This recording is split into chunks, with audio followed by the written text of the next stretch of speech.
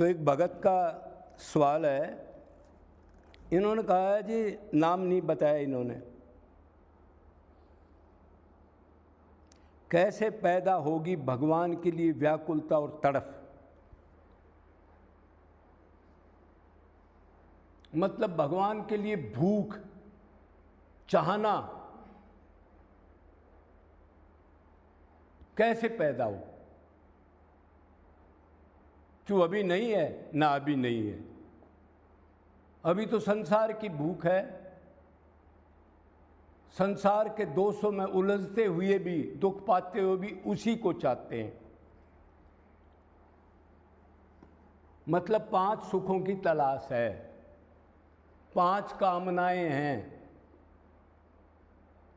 कौन कौन सी कामनाएं हैं? 5 जिनकी तलाश में हम घूम रहे हैं। मतलब जहाँ सुख ढूंढ रहे हैं, तो जहाँ उस सुख ढूंढ रहे हैं तो भगवान की क्या जरूरत है फिर? भाई भगवान हमारे को चाहिए ही नहीं, या भगवान की भक्ति करके फिर उधर उससे वो मांग रहे हैं, सुख ढूंढ रहे हैं, तो भगवान की क्या जरूरत है? जरूरत होती तो उधर से हट जाते हैं हम। तो 5 कौन सी कामनाएं हैं बताओ? देखने की, सूंघने की, चखने की, सुनने की, स्पर्श करने की। हाँ, मतलब 5 ज्ञान इंद्रिय हैं, 5 कर्म इंद्रिय भी हैं, लेकिन कर्म इंद्रिय से ज्ञान इंद्रिय श्रेष्ठ है। मतलब कर्म इंद्रिय ज्ञान इंद्रिय जब तक नहीं कहेंगी, जब तक कर्म नहीं कर सकती। और ज्ञान इंद्रिय से भी ऊपर एक बड़ी इंद्रिय है, उसको मन कहते हैं। तो 5 कामनाएं हैं, 5 ज्ञान इंद्रिय हैं, देखने की, सूंघने की, चखने की, सुनने की और स्पर्श करने की, छूने की। तो जब तक ये 5 कामनाएं हैं, जब तक हम उनमें लगे रहेंगे और उनमें सुख मानेंगे, जब तक फिर भगवान में व्याकुलता पैदा होने का तो सवाल नहीं। अरे व्याकुलता का क्या, उसको देखने का सवाल नहीं, टाइम ही नहीं है उसको। तो अब ये सोचना पड़ेगा, अजीव तो अनादिकाल से है, आज से मनुष्य शरीर नहीं मिला, अनंत बार मनुष्य शरीर भी बन लिए, अनंत बार इंद्र वर्ण कुबेर तक भी कई बार बन लिए, और ये कामनाएं भी हर एक जगह रही, लेकिन इससे ना तो तृप्ति हुई, ना आनंद मिला। इन कामनाओं को पूरा करने के लिए काम, क्रोध, लोभ में लिप्त रहे कि ये चीज कैसे मिल जाए, पाप कर्म करने लग गए। पाप कर्म किस लिए करते हैं? शरीर के सुख के लिए, अपने को शरीर मानते हैं, इसलिए पाप की जड़ है ये। शरीर के अंदर 5 इंद्रिय हैं, और वो सुख से आने के लिए धर्म को छोड़ के कैसे भी उस चीज को प्राप्त करने की कोशिश करती हैं।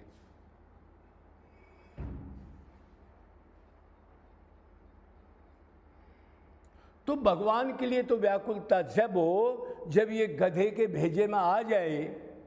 अब अनादिकाल से सुख सा रहा है, कोई इसको बता दे, और अब भी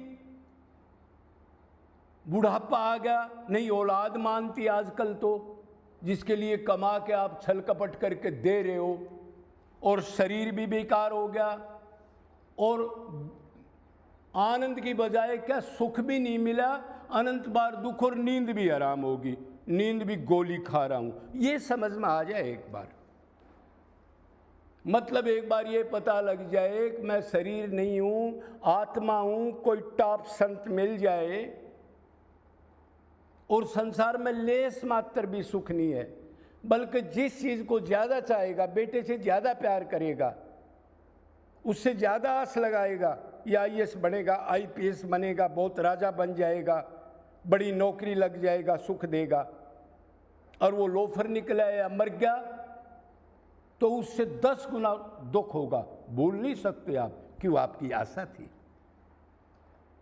आशा उससे नहीं लगाई जिसने आपका शरीर, जो आपके सांस चला रहा है, जो अंदर ही बैठा है, नहीं लगाई उससे, उसकी तरफ तो देखा भी नहीं। तो जब ये पैदा होगी, अब मोटी चार बात सुन लें हम। पहले तो श्रद्धा हो। श्रद्धा का मतलब क्या होता है? वेद शास्त्रों का संत पर जो कह रहा है उस पर विश्वास। और वो कैसे पैदा होगी? पिछले संस्कार से। पिछले जन्मों की भक्ति भगवान देता है, याद रखना।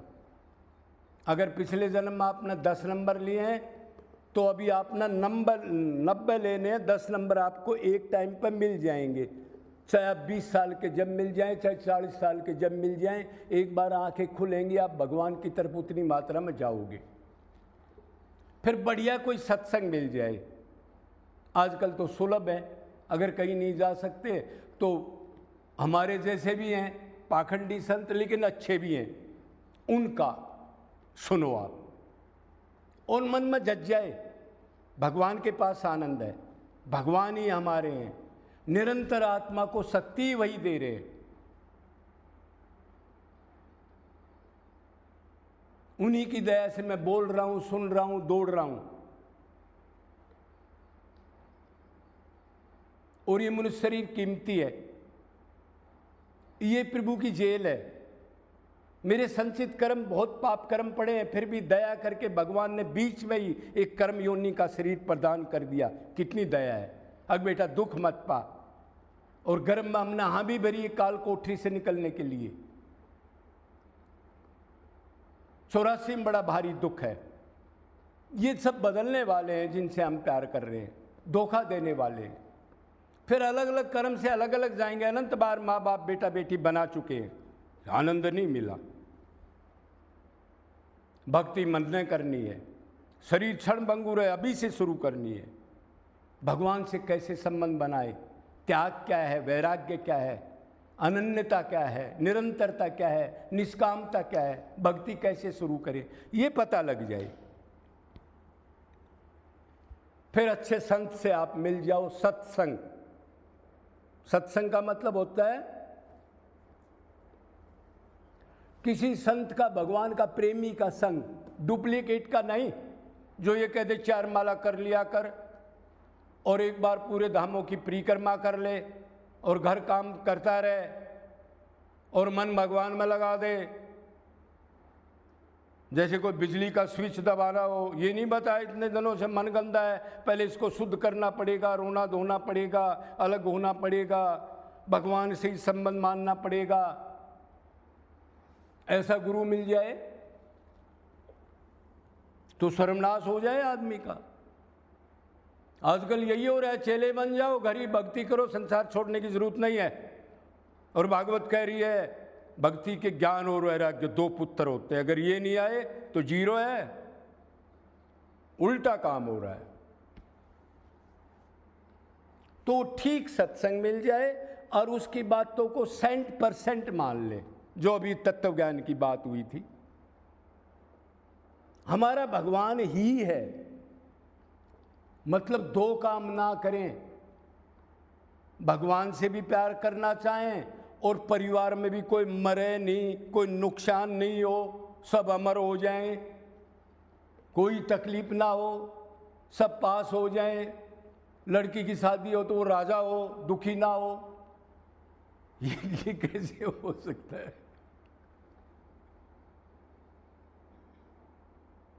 तो तब व्याकुलता, प्रभु संसार में तो सुख है नहीं। गुरु जी की बात समझ में आ गई, भगवान की कृपा से, बगैर हरि कृपा मिले नहीं संता। मतलब असली गुरु भगवान की कृपा के बगैर नहीं मिलता। गुरु तो सब बना रहे हैं 90%, खूब मंत्र बांट रहे हैं, खूब भीड़ इकट्ठी हो रही है। जादूगर जैसे डुगडुगी बजा के बंदर बंदरी का खेल नचाता है ना, उनको मोटिवेशन दे के। लेकिन वो कह रहे असली संत जो भगवान को ही चाहे, चेला ना बनाए, भीड़ को लाइक ना करे, अपने आनंद में रहे, कभी आपने को गुरु भावना आने दे।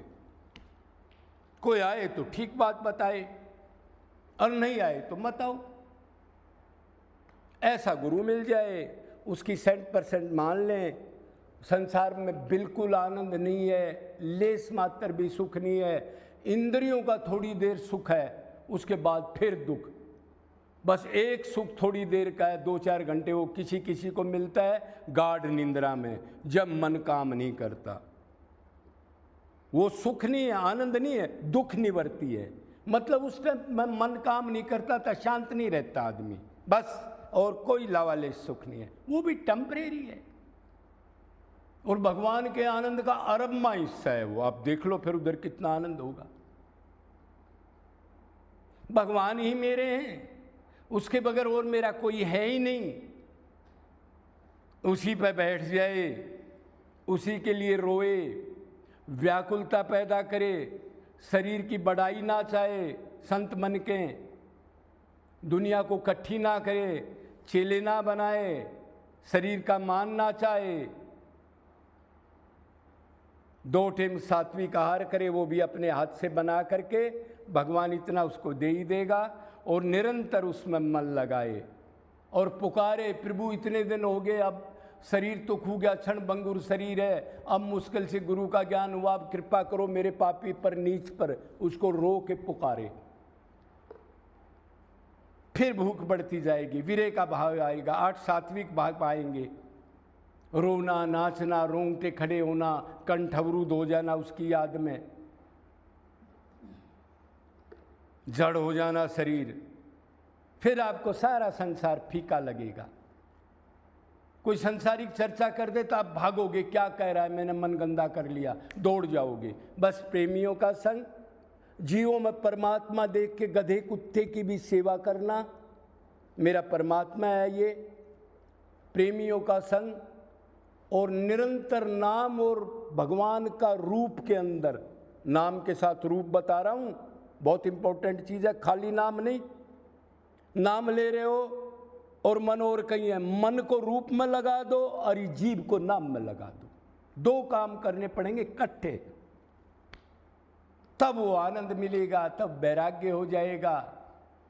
फिर तो प्रभु ये कहते हैं, तू मेरी शरण आ गया, कितना ही पापी हो, मेरे को ही चाहता है, फिर मैं उसको नारद ना चाहूं या उसकी व्यवस्था ना करूं, धिक्कार है मेरे को। अरे प्रभु तो ये कहते हैं, संतों की नौकरी भी की है जो भगवान को ही चाहते थे, लेकिन वो छुप के रहते थे, कभी ड्रामा नहीं करते थे। तो ऐसे व्याकुलता तड़प पैदा हो जाएगी। या मोटा मोटा आप समझ गए, समझने से काम नहीं चलेगा, करना पड़ेगा। अब सिरे ला लिया और अंदर से मन बुद्धि से माना नहीं, तो वो तो पाखंड है, वो तो ड्रामा है। माला फेर रहे हैं, बात भी कर रहे हैं, वो तो ड्रामा है, वो तो धोखा है। और धोखा किसको दे रहे हो? अपने को ही। अपने को धोखा दे के सर्वनाश नहीं कराया करते। जय जय